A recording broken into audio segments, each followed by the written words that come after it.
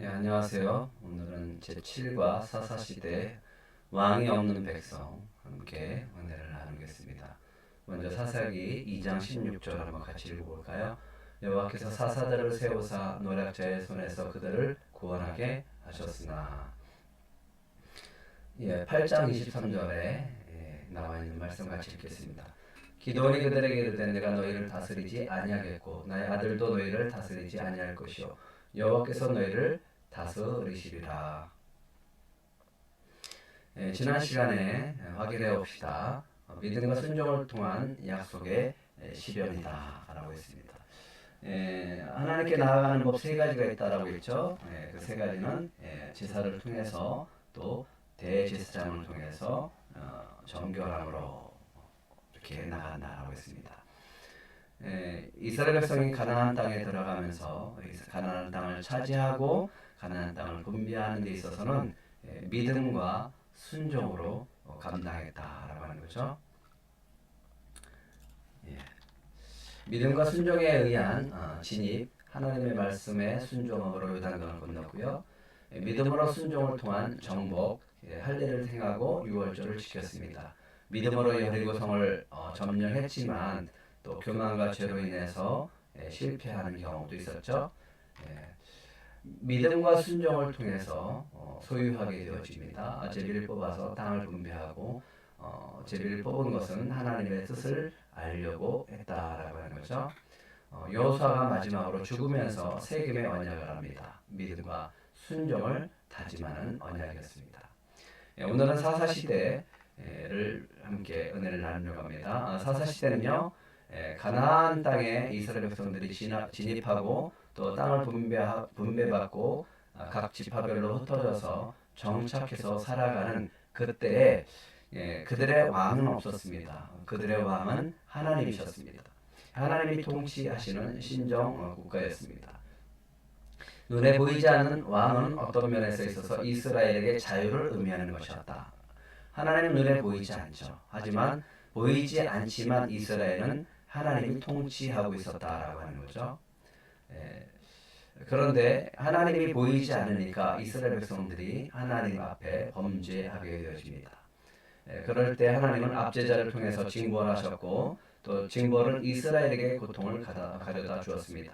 고통을 받으니까 어쩔 수 없이 또 이스라엘 백성은 하나님께 부르짖게 되었고 부르짖는 백성들의 소리를 들으시고 하나님은 그들을 구원하셨습니다. 이것이 사사 시대입니다. 사사들은 위기와 혼란에 빠진 이스라엘 백성들을 다시 하나님께 순종하도록 이렇게 조명했고요. 분열된 백성을 하나로 묶어주고 또 적들에 대항하며 싸우도록 하나님으로부터 세우심을 받은 사람들이었습니다. 여호와께서 사사들을 세우사 노략자의 손에서 그들을 구원하셨으니 아까 읽었죠? 사사라고 하는 뜻은요. 사사는요. 판결을 선고하다라는 뜻이 있습니다. 다스리다라는 뜻이 있고요. 사사의 역할은 세 가지입니다. 왕의 역할, 제사장의 역할, 선지자의 역할을 감당했습니다. 재판을 했고요. 평상시에는 재판을 하고 전시에는 나가서 싸우는 전쟁을 지휘하는 역할을 했어요. 제사장은 백성들의 문제를 가지고 하나님께 나아가게 되어집니다. 그리고 판결을 하게 되어지죠. 또한 사사들은 하나님의 음성을 듣고 백성에게 들려주고 그들을 인도하는 선지자의 역할을 했습니다. 여호수아의 지도 밑에서는 신정국가를 이루고 있었습니다. 하나님의 명령을 받았고 영적인 지도자들은 하나님이 그들에게 왕이 되시기를 원했습니다. 하나님이 왕이시고 하나님의 통치와 다스림을 받기를 원했죠. 그래서 기드온도 승리하고 돌아올 때 백성들이 그를 임금으로 세우려고 했지만 이렇게 얘기했죠. 믿음으로 고백합니다. 기드온이 그들에게 이르되 내가 너희를 다스리지 아니하겠고 나의 아들도 너희를 다스리지 아니할 것이요 여호와께서 너희를 다스리시리라. 믿음의 고백이죠. 그래서 왕정 시대가 오기까지 사사들은 종교적, 군사적 지도자들이었고요. 그들은 짧은 기간을 봉사하게 되어집니다. 사사 시대의 배경을 보면요, 시대적으로 보면 여호수아의 죽음으로부터 왕국 왕정 국가, 즉 사울이 등장하기까지의 시간이었고요. 경제적으로는요, 유목생활에서 이제는 농경생활을 했고 생활 양식이 변화된 시대였습니다.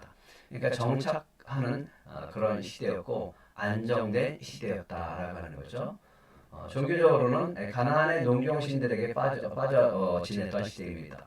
이스라엘 백성이 하나님의 말씀을 따라서 살아야 되는데도 불구하고 가나안 땅에 있는 족속들을 다 진멸하지 못하고 그들을 남겨둠으로 그들에게 영향을 받기 시작을 하는데 가장 큰 영향, 하나님이 염려했었던 부분이죠. 그들의 신들을 받아들이고 그들의 신들을 믿는 그런 우상 숭배를 함으로 하나님의 진노를 일으키게 되어집니다.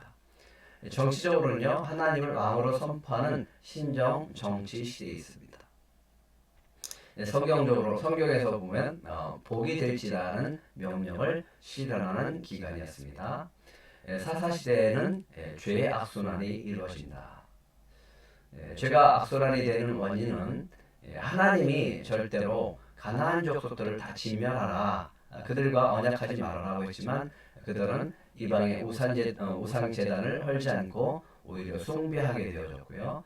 이방인과 언약을 세우지 말라라고 했는데 하나님의 명령을 어기게 되어집니다. 여호와 하나님이 누구인지 알지 못합니다. 여호수아와 장로들이 살아있을 때는 괜찮았지만 그들이 죽고 난 다음 세대들은 하나님을 알지 못했다라고 하는 것이 가장 큰 또 문제였습니다. 하나님께서 하신 일을 알지 못했습니다.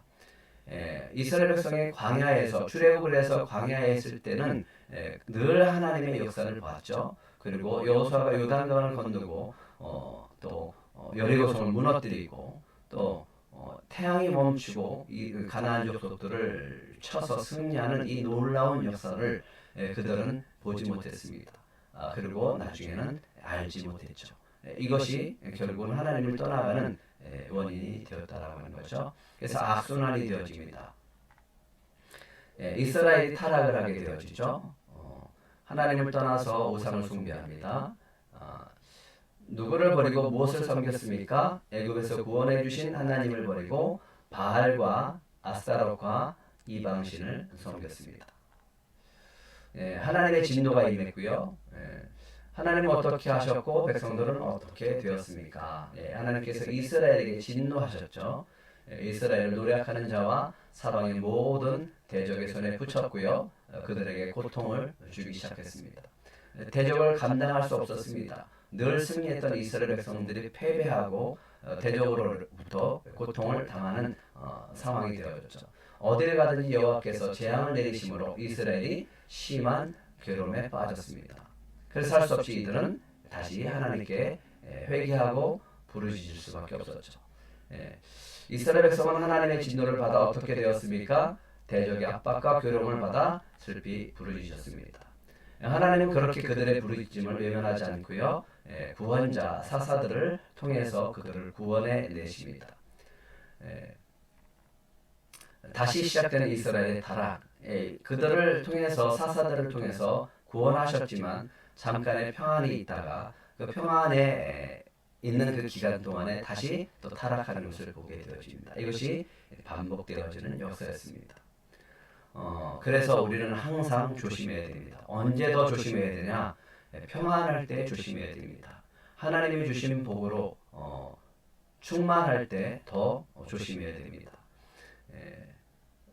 오히려 그때가 더 하나님을 떠날 수 있는 아주 위험한 시기다라고 하는 거예요. 그래서 주님이 바라는 것이 있습니다. 날마다 주님 바라보고 살기를 원하시는 겁니다. 그래서 우리에게 필요한 것이 있습니다. 날마다 주님의 말씀 앞에서 묵상하고 주님의 말씀을 붙들고 살아가는 그 삶이 아주 소중한 것이죠. 그래서 여호수아에게 말씀하셨던 것처럼 여호수아 1장 8절의 말씀처럼 늘 주여로 주님의 말씀을 묵상하고 살아가야 된다라고 하는 거죠. 이스라엘이 범죄하게 되어집니다. 불완전한 순종으로 이방 민족과 타협하게 되어지고요. 이방인들과 혼인을 하고 그들이 숭배했던 우상을 숭배하게 되어지고요. 후손에 대한 교육을 하지 않습니다. 신명기 6장에 늘 안전하서나 늘 그 자녀들에게 강론하라고 하셨지만 이스라엘 백성들은 그렇게 하지 못했다라고 하는 거죠.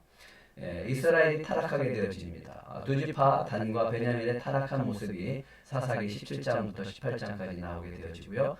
특별히 미가의 가족의 타락성을 잘 보여줍니다. 미가가 신상을 만들고요. 그의 아들을 제사장으로 삼습니다. 제사장은 레위 지파만 할 수 있었습니다. 제사장은 아론의 계열들을 통해서 움직여 나갈 수 있었죠. 이는 형상을 만들지 말라는 명령과 아론의 후손만 제사장이 될 수 있다는 규례를 위반하게 되어진 거죠. 미가의 가족의 의도는 여호와를 섬기려 했습니다. 여호와를 섬기려고 했습니다. 그 명목은 맞습니다. 하지만 그들의 삶의 태도를 보면 그 하나님을 섬기는 것이 아니라 하나님을 마치 이 우상 섬기는 것처럼 그렇게 섬기는 것이고요.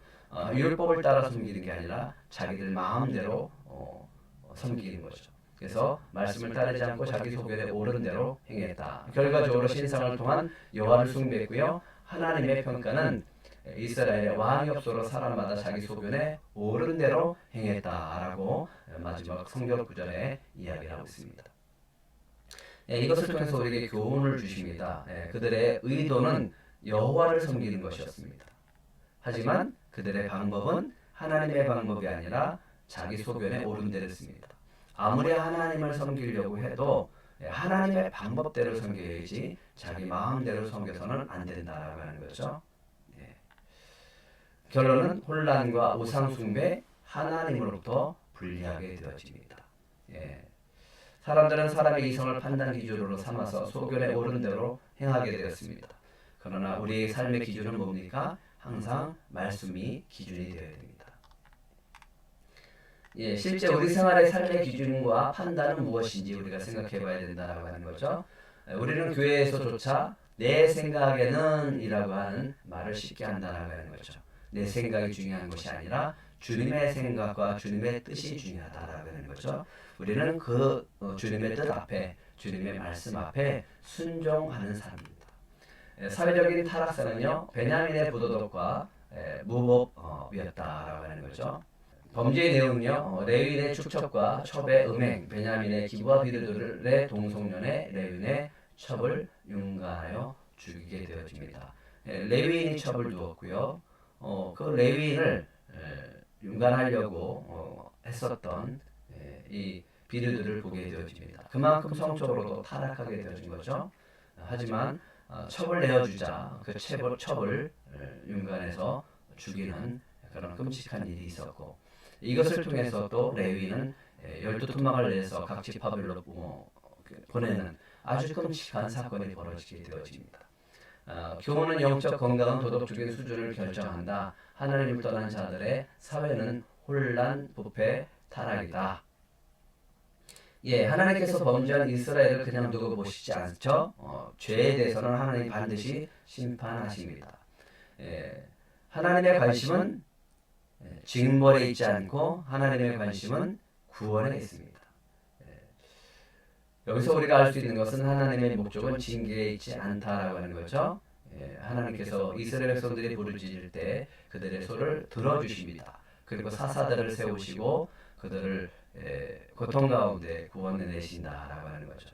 그래서 사사기에는 사사들이 많이 등장하고 또 사사들을 통해서 하나님이 구원해 내시는 그 역사들을 기록하고 있습니다.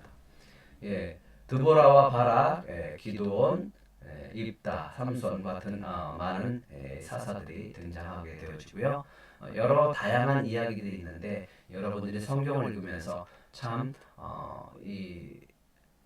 유명한 이야기들, 또 이 성경에서 이야기는 여러 가지 이야기들을 통해서 많은 교훈들을 한번 깨달아 보시기 바랍니다. 사사시대 기도를 통해서 바라본 죄의 악순환이 있습니다. 많은 사람들이 등장하고 있지만 죄의 악순환은 거의 비슷하게 반복되고 있습니다. 우리는 가장 유명한 사사 중에 한 사람이었던 기도를 통해서 사사시대를 조명해 볼 수 있습니다. 6장 1절부터 25절까지 보면요. 1절에 보면 여호와의 목전에서 악을 행했다 이렇게 얘기를 하고 있습니다. 10절에는요. 하나님의 목소리를 청종하지 않고 아모리 사람의 신들을 두려워했다. 또 25절에는요. 바알과 예, 이스라엘에 당한 압제는요. 이런 이 우상 숭배를 통해서 하나님이 하나님 옆에 배교를 하게 되어지니까 하나님이 미디안과 아말렉과 동방 사람들을 보내서 그들의 곡식들을 다 뺏어가게 합니다. 가축까지 뺏어가게 합니다. 그러니까 먹고 살 수 없는 그런 기근과 고통 속에 살아가게 되어집니다. 에, 그래서 여호수아 6장 6절에서 7절에 보면 이스라엘 백성들이 부르짖게 되어지죠. 그러면 하나님께서 어떻게 이들을 구원하시는가? 기도원과 300용사를 통해서 그들을 구원내십니다. 이스라엘의 안식과 반복되는 배경은 무엇입니까? 기도님이 죽음에 이스라엘 자손에 돌아서서 바알들을 따라가 음해하였으며 또 바알브릿을 자기들의 신으로 삼았다. 사사가 살아있을 때는 기도원이 살아있을 때는 그래도 하나님을 믿고 하나님을 따라가지만 기도원이 죽으면 역시 사사가 죽으면 다시 하나님 옆에 범죄하는 그 역사를 반복하게 되어지는 겁니다. 지도를 참고해 보시고요. 그 지파별로 또 지역별로 나와 있는 사사들을 참고해 보시고요. 밑에 표는 시대적으로 이렇게 사사들이 기록이 되어져 있으니까 사사기를 읽으시면서 이 표와 지도와 함께 읽으시면 굉장히 큰 유익이 될 겁니다. 이스라엘에 구원한 12사사가 있습니다. 제일 첫 번째 등장하는 사사 오니엘이죠. 오니엘은 갈렙의 아우였습니다.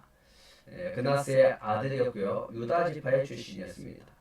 그래서 갈렙의 뒤를 이어서 헤브론을 공격하고 공격했던 믿음의 용사였고 그것을 통해서 또 헤브론을 칠 때 함께 기라세벨을 치게 되어집니다. 그래서 갈렙의 딸 악사를 아내로 맞이하게 되어집니다.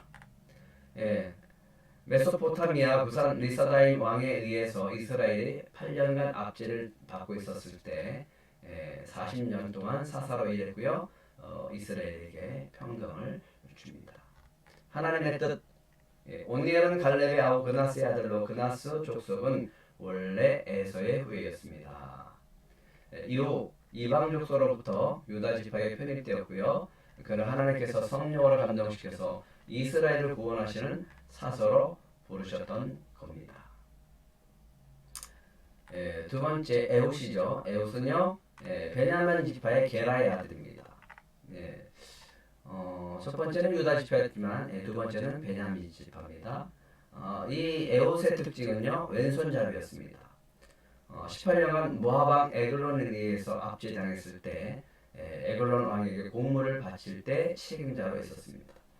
하지만 에글론 왕을 칼로 죽이고 이스라엘의 백성을 불러 요단강 나라에서 모압 용사 1만 명을 죽이는 그 일을 감당하게 되어집니다. 그래서 모압이 이스라엘에 복속되고요. 무려 80년 동안은 태평을 얻게 되어집니다. 여기서 하나님의 뜻은요. 왼손잡이는요. 에훗의 성경적인 의미는 오른손이 불구인 사사였다라고 하는 거죠. 그러니까 하나님께서 사사를 세울 때 장애인도 쓰고 있다라고 하는 거죠. 오른손을 잘 쓰기로 유명한 베냐민 지파 출신이었으면서 오른손이 불구였던 거죠. 그런데도 불구하고 하나님은 그를 장애인으로서 이스라엘을 구원하는데 사용하십니다. 하나님이 붙들어 주시면 우리는 아무리 부족해도 상관이 없습니다. 우리의 부족함이랑 상관없이 하나님은 주님께서 들으셔서 사용하게 되어지는 겁니다. 3가는요 아나세 아들로 수모는 막대기를 사용했어요. 블레셋 사람 600명을 죽입니다. 뭘로 죽였다고요? 수모는 막대기로 죽입니다. 하나님이 성령을 부어주면 무기가 무엇이든 상관없습니다. 승리케 하십니다. 드보라는요 여성입니다. 락비돗의 아내로 여선지자입니다. 라마와 베델 사이에 드보라의 종려나무에서 재판을 하고 있었고요. 가나안 왕 야빈과 군대 장관 시스라가 20년 동안 압제하고 있었습니다. 그때 아비노함의 아들 바락을 불러서 네가 가서 좀 이 전쟁에서 승리를 하라라고 했지만 바락은 자기 혼자 가면 안 가겠다 이렇게 얘기를 했죠. 그래서 이 드보라와 함께 가게 되어집니다. 납달리 자손과 스불론 자손의 1만 명으로 이스라엘의 철병과 야빈왕을 치게 되어집니다. 이스라엘이 40년 동안 태평하게 되어지고요. 전쟁은 하나님께 속하는 것과 하나님을 대적하는 자의 최후를 노래합니다. 이것이 드보라와 바락의 찬양입니다. 여기서의 하나님의 뜻은요, 유대 사회에서는 여자는요 숫자에 들지 않았습니다. 에훗이 장애인이었다면 드보라는 여성이었습니다. 당시는 그랬어요. 여자는 숫자에 포함되지도 않을 정도로 아주 경히 여겼었던 시대입니다. 그런데 하나님이 이 여성을 쓰십니다. 하나님께서 이러한 남성 중심의 사회에서 여자들을 들어쓰셔서 이스라엘을 구원하신다라고 하는 거죠. 기도는요 므낫세 지파의 아비에셀 사람의 유아셀의 아들이었습니다. 포도주 틀에서 밀을 타작했어요. 언제 쳐들어와서 곡식을 빼앗아갈지 모르니까 몰래 밀을 이 타작하는 데서 하지 않고 포도주 틀에서 타작을 하면서 먹고 사는 그런 비참한 삶을 살았다라고 하는 거죠. 하지만 하나님의 사자로부터 너는 큰 용사여 라고 하면서 소명을 받게 되어지고요. 그날 밤 바알의 단을 헐고 아세라상을 찍어내어집니다. 이 일로 인해서 이 기드온의 별명이 생기죠. 요롯바알이다라는 별명을 얻게 되어집니다. 이스라엘은 70년 동안 미디안의 지배를 받고 있었고요. 파종 때마다 미디안, 아말렉, 동방 사람들에게 약탈을 당하게 되어집니다. 미디안을 치라는 명령에 양털 뭉치로 하나님의 뜻을 물었던 이 사건은 굉장히 유명하죠. 양털에만 이슬이 내리고 그 다음 날에는 양털에는 이슬이 내리지 않고 주변에만 내리게 해달라고 이렇게 해서 두 번의 표징을 구하고 그는 하나님의 사명을 감당하게 되어집니다.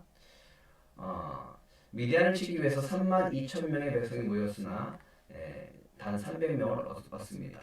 하나님이 그렇게 얘기합니다. 너희들이 숫자가 많아서 이겼다는 소리 나는 듣고 싶지 않다. 더 내라 라고 해서 300명을 통해서 기드온과 300용사를 통해서 그 수많은 미디안 족속들을 치게 되어집니다.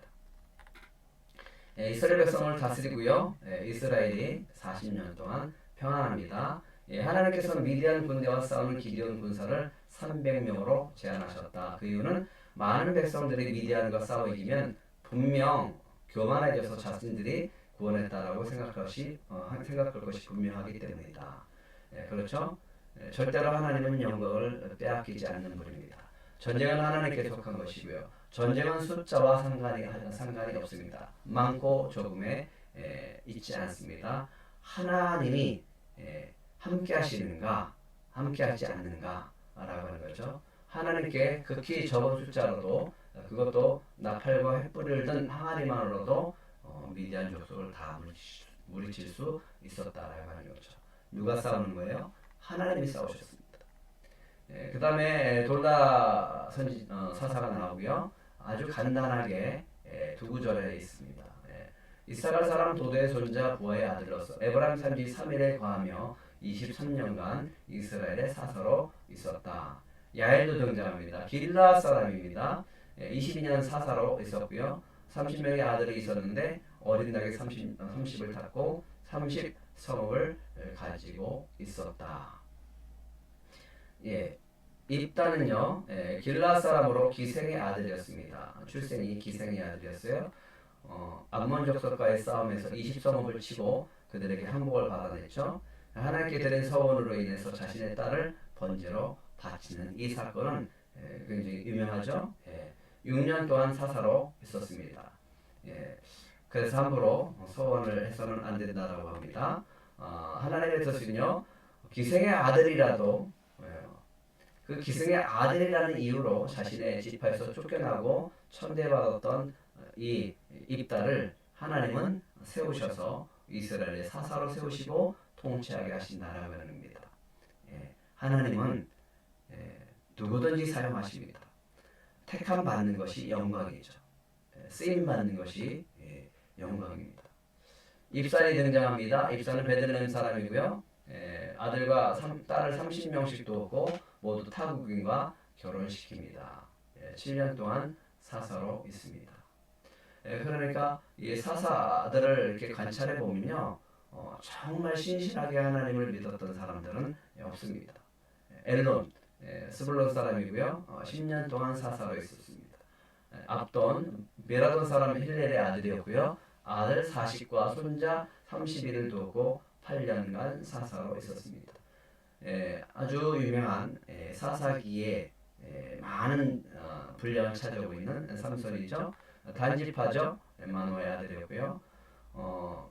이 많은 사사가 있지만 이 사사들은 신실하지 않았으니까 하나님은 아예 처음부터 이 나시린을 택하게 되어집니다. 임신하지 못했던 이 마노의 가정에 나시린을 주게 되어지죠.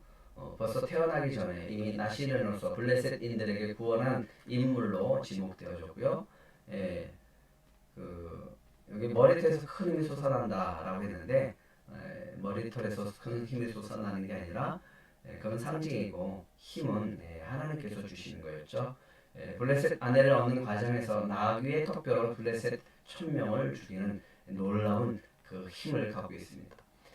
드릴라의 그 계교에 속아서 결국은 블레셋인들에게 잡혀서 수치를 당하게 되어지죠. 연자맷돌을 돌리는 아주 부끄러운 일을 당하게 되어집니다. 하지만 마지막 기도를 통해서 신전을 무너뜨리고 3,000명과 함께 죽게 되어집니다.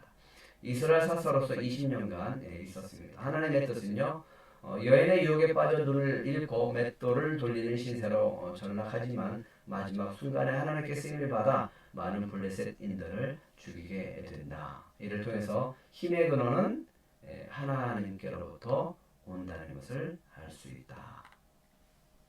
그 외에 사사들이 있습니다. 엘리가 있습니다. 엘리도 사사입니다. 사무엘도 사사예요. 우리가 이 사사기를 넘어오면서 사무엘상에 등장한다라고 해서 그들이 사사가 아닌 것처럼 보여지지만 그들은 사사였습니다. 여한이 얻었고요. 사사로 두 아들 홈니와 비나하스가 하나님께 범죄했습니다. 블레셋과 전투에서 법궤를 빼앗기게 되어졌고요. 두 아들을 잃고 그 충격으로 죽임을 당하게 되어집니다. 하나님의 뜻은요, 하나님께서 당신의 뜻을 저버리고 자신의 사리사욕을 취하는 지도자를 폐하십니다. 그분이 직접 다스려 가십니다. 그러나 악을 행하는 이스라엘 백성은 법궤를 빼앗겼지만 하나님께서는 이 법궤를 이용하여 블레셋을 초토화시키고 구원하였습니다. 엘리 제사장이 잘못한 것, 홈리와 비나스가 잘못했을 때 그들을 책망하고 바로 세우지 못했다라고 하는 거죠.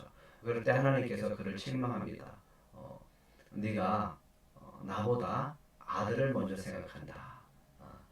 이것이 엘리 가문의 저주가 되어졌습니다. 또 홈리와 비나스는 거룩한 성전에서 그 성소에서 하나님 앞에 범죄하는 그 죄로 인해서 한날에 둘 다 죽게 되어지고요. 이 죽는 날 법궤까지 빼앗겨서 아주 이스라엘에게 큰 충격을 안겨주게 되어집니다. 사무엘은요, 그 가운데 하나님은 엘리 제사장의 그 영적인 타락 속에 사무엘을 통해서 또 이어가는 것을 볼 수 있습니다. 에브라임 산지 사람 엘가나의 한나의 아들이었고요. 지도자의 타락과 백성의 타락으로 혼란한 시대였습니다. 블레셋으로부터 백성을 구원했고요. 사울과 다윗을 왕위에 세웠고 왕정 시대를 열어갑니다. 사무엘 때 백성들이 왕을 달라고 요구했죠. 그럴 때 하나님께서 너를 버리는 것이 아니라 나를 버린다라고 하셨고 그들의 요구를 들어주라고 해서 사무엘이 사울에게 기름을 부어주게 되어집니다. 하지만 사울이 하나님의 앞에 또 말씀에 불순종하게 되어졌고 하나님께 버림받게 되어집니다. 그때 다른 왕을 세울 때 사무엘이 다윗에게 가서 기름을 붓게 되어집니다. 그래서 사무엘은 사울과 다윗에게 기름 부어주는 사사였습니다. 미스바의 부흥회로 백성들을 회복시켰던 것은 굉장히 유명한 사건이었습니다. 하나님의 뜻은요, 유력한 엘리 가문을 폐하시고 작은 아이인 사무엘을 사사로 쓰셨습니다. 하나님 앞에서 직위나 위치가 중요한 것이 아니라 하나님을 얼마나 잘 섬기는가, 하나님께 얼마나 순종하고 믿음으로 따라가는가라고 하는 것이 중요하다라고 하는 거죠. 한번 정리해 볼까요? 우리가 빠른 시간 내에 이렇게 달려왔지만 한번 정리해 봅시다. 온니엘, 메소포타미아 왕 구산 리사다임을 격파했고요. 갈렙이 헤브론을 칠 때 함께 기라세벨을 공격했던 사람입니다. 40년간 통치하고 평안을 얻게 되어집니다. 그 다음 왼손잡이 에훗, 모압 왕 에글론을 죽이고요. 모압 족속을 격파하게 되어집니다. 80년을 평안을 얻게 되어집니다. 삼갈은요, 수모는 막대기로 블레셋 사람을 600명을 죽였고요. 기간은 나오지 않고 있습니다. 드보라는 가나안 왕 야빈과 시스라 장군의 철병거를 무찔렀고요. 드보라와 바락의 승전가가 있습니다. 40년간 활동하게 되어집니다. 기도는요 300명으로 미디안 군사들을 무찌르고요. 바알의 단을 헐고 아세라상을 찍었고요. 여룻바알이라는 별명을 얻게 되어졌고요. 그 기간은 40년입니다. 입단은 20성읍을 치고 암몬 족속들을 무찌르죠. 기간은 6년. 삼손은 나시른으로 나귀토뼈를 가지고 블레셋 1000명을 죽였고요. 신전을 무너뜨리고 마지막 그는 3000명과 함께 죽게 되어집니다. 활동했었던 기간은 20년입니다. 그럼 사사기를 통해서 이 전체를 통해서 우리에게 주시는 교훈은 무엇인가? 백성들의 범죄는 반복적이었다라는 거죠. 그 범죄할 때마다 하나님은 징벌을 하셨고요. 이스라엘 백성들이 하나님께 부르짖을 때 하나님은 그들의 부르짖음을 외면하지 않고 구원자 사사들을 보내주셨다라고 하는 겁니다. 하나님께서 세우신 사사들은 그 자신의 능력이 탁월한 것이 아니라 하나님께서 다만 그를 선택하여 사용하셨다라고 하는 겁니다. 하나님은 그들을 선택하셨고 또 성령을 부어주셨고 성령의 능력으로 모든 것들을 감당케 하신 것을 보게 되어집니다. 사사기에서는 범죄하고 하나님의 징벌이 있었고요. 그들이 부르짖을 때 구원하시는 그 역사와 하나님께서 통치하시는 방법들이 잘 나타나 있습니다. 오늘은 사사기의 마지막 구절이죠. 자기 소견에 옳은 대로 행했더라. 여기서 우리가 한 가지 꼭 기억해야 될 것, 절대로 잊지 말아야 될 것. 하나님을 섬기고 하나님을 믿고 하나님께 나아가는 방법도 자기 마음대로 할 수 있다라고 하는 거예요. 자기 소견에 옳은 대로 할 수 있다라고 하는 거예요. 그래서는 안 된다. 하나님은 그것도 불순종이다라고 보십니다. 대표적으로 사울이 그랬죠. 사울이 하나님을 섬긴다라고 하면서 자기가 왕 노릇했습니다. 그래서 결국은 버림받게 되어집니다. 내 소견이 옳은 대로 행하는 것이 아니라 하나님의 뜻대로 행하는 자들이 되게 됩니다. 그래서 우리는 이 반복적인 죄를 짓는 것이 아니라 늘 하나님 앞에 주님을 믿고 주님의 말씀을 따라 살아가야 됩니다. 그러기 위해서 또 강조합니다. 매일매일 주님의 말씀 앞에 서십시오. 매일매일 그 말씀 앞에서 하나님과의 관계를 점검하십시오. 매일매일 하나님이 주신 말씀을 따라 살아가십시오. 그 말씀을 따라 믿음과 순종으로 나아갈 때 하나님께서 우리에게 형통한 축복을 주실 줄 믿습니다. 감사합니다.